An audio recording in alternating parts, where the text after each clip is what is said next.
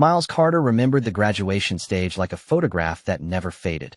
The late summer humidity of Beaufort, the tassels dangling like tiny anchors, the crowds cheering like distant surf. He and Tyler had laughed the whole afternoon, two boys from a neighborhood where hard work was worn like a uniform. Miles was the quieter of the two, steady, thoughtful, the kind of man people trusted when something needed fixing. When Tyler asked, half joking and half serious, "You staying or heading out to the city?" Miles had answered the way he always did.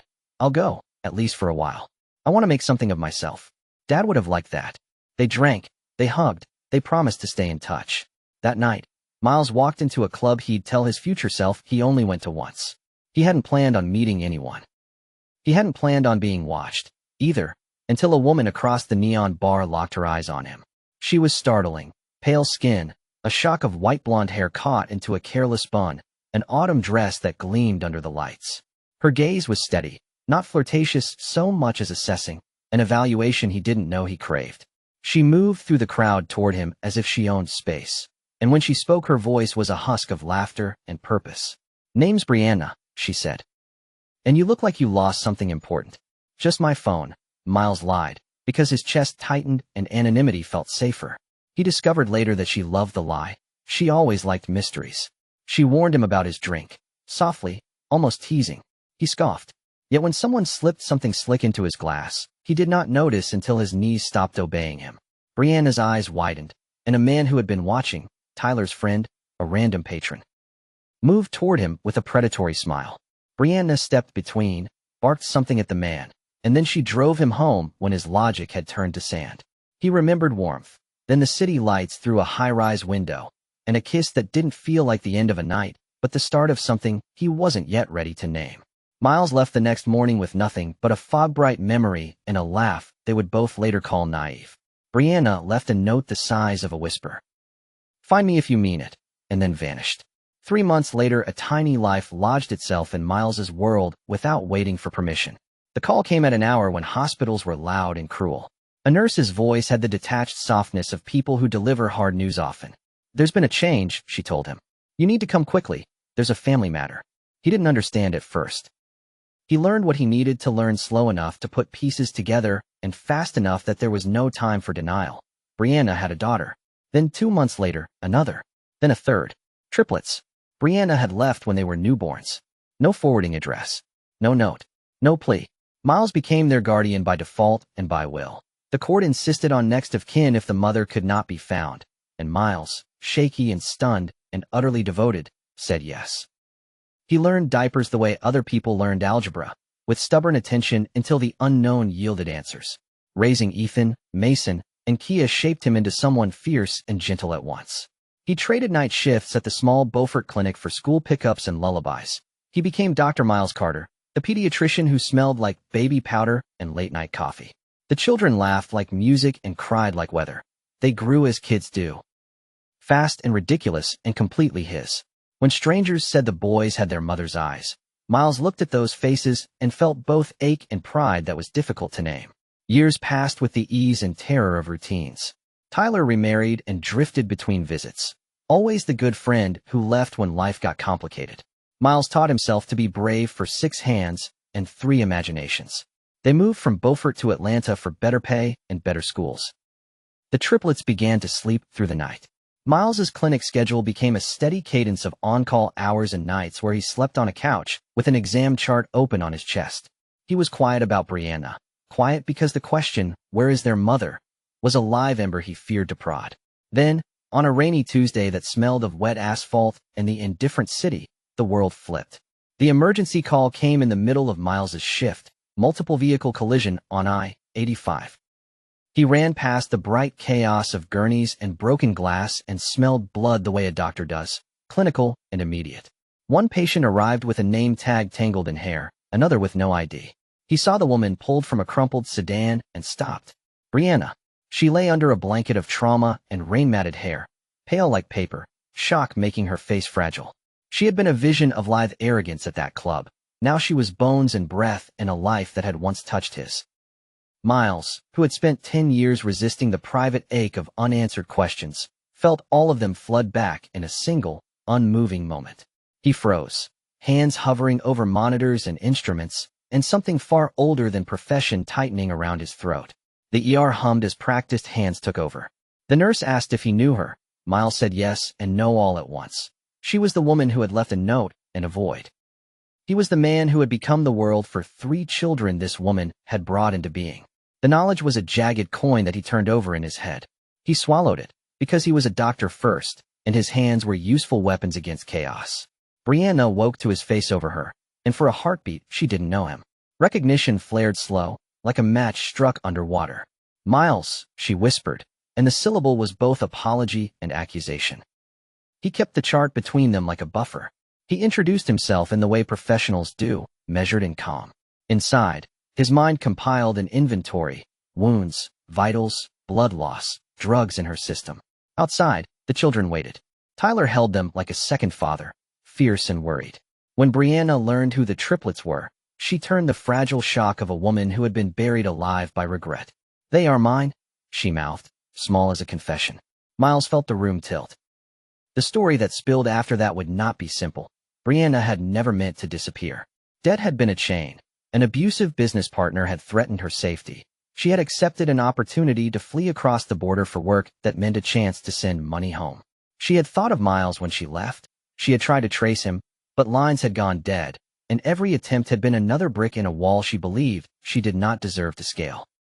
Marred by desperation and untreated addiction, Brianna's absence had not been a choice to abandon her children. It had been an act of self-preservation she convinced herself would cost less than staying.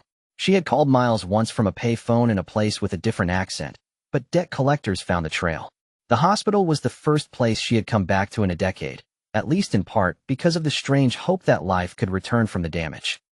The accident had only hastened the reckoning. In the days that followed, the hospital became a crucible. Brianna's old life flickered in corners: records of false names, a stack of unpaid bills, a man who had encouraged her to run and then sold her hope to the highest bidder. Tyler found itself in danger. He had a shadow of his own, an old debt owed to people who liked to keep accounts. But this story was not just about them. It was about what happens when strangers with shared histories collide and the past demands payment. At first, Miles kept a professional distance. He coordinated her care, washed machines, charted recovery. He sat with her in sterile rooms while the kids colored on the floor outside. Kia, who was 7 and blunt to the point of prophecy, looked at Brianna and asked the most dangerous question: "Why didn't you come back?" Brianna had no clean answer. She had only a throat of truths and a mouthful of sorrow. "I thought I couldn't be what you needed," she said. The words were small and true.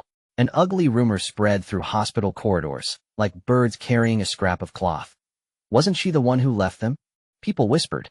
Children ask impossible questions in playgrounds, and the world sometimes answers with cruelty. Miles braced himself for the way the town might judge the woman who had become a ghost in his family's past. He thought of the triplets, their freckles, their stubborn streaks, the way Ethan's jaw set when someone was unkind. He thought of nights when he had stood by their beds, counting breaths like prayers. Jealousy, a slow and insidious vine, had already been growing in one person's heart.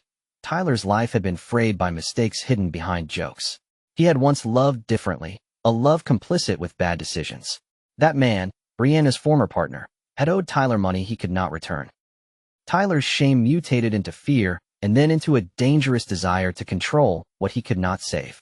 Seeing Brianna's return and the ease with which Miles welcomed the idea of family, something Tyler had always sabotaged with flippant laughter, stung like an old wound. He made a choice he would regret. He planted a lie small enough to spread and ugly enough to wound. During a visit, Tyler was late. Miles, fielding calls and balancing shifts, didn't notice at first. When he did, he found his friend pale and sweating, hands trembling with a secret. "I saw her with someone else," Tyler said, voice low. "At the market, with that man from the car. I think she was. I don't know, Miles. Maybe she never left for debt. Maybe she," Tyler stammered. The worry lodged in Miles like a stone. He confronted Brianna in a corridor, and she stared at him like a woman who had already given away all her answers. "I didn't cheat," she said. "I survived." But the seed had been planted. People believed it because it was easier than the truth. Miles watched the triplets absorb adult confusion like a sponge. He watched how their faces hardened in places he had tried to safeguard. The family's fragile new equilibrium trembled. The twist came when Brianna's partner, The man who had profited from her running came like a storm. He wanted silence, or money, or both. He had found her again because he had followed a paper trail Tyler had helped him discover in a moment of panic and shame. The confrontation ended in the small violence of a man who feels entitled to other people's lives.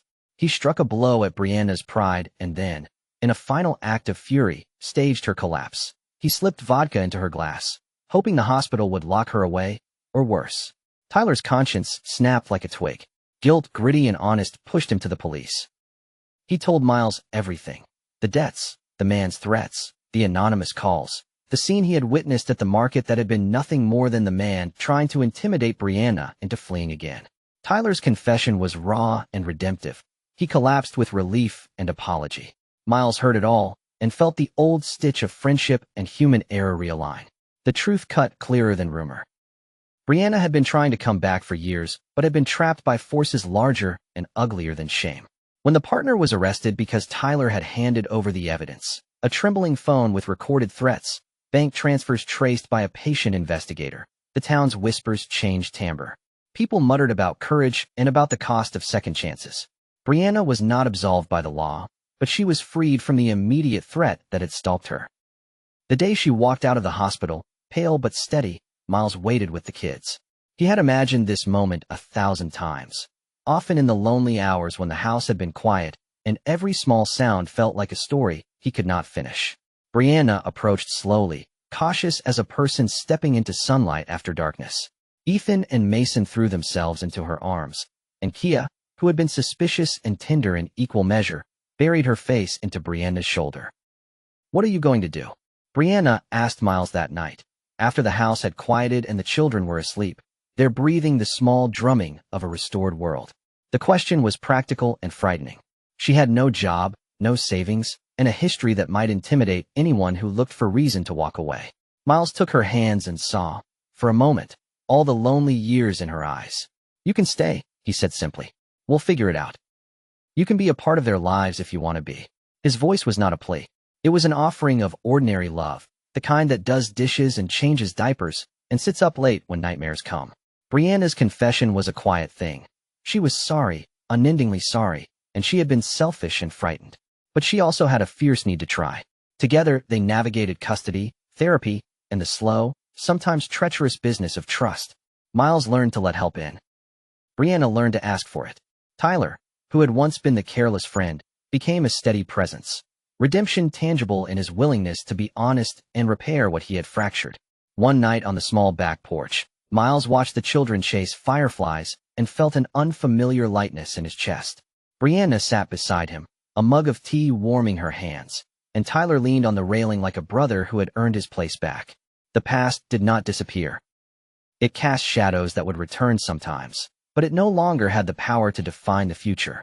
Years later, they would stand together in the same little church where Miles had sworn to be a better father than his father had been, and Brianna would promise to be present in a way she had previously only dreamt, and Tyler would clap like a proud uncle. The triplets would be taller, their quarrels more verbal than physical. New children would appear, twins who laughed with the reckless bravado of small people who trust that the world will be kind. Miles and Brianna learned to dance slowly, badly, joyfully in their living room, while toddlers spaced too close and adults fumbled for rhythm.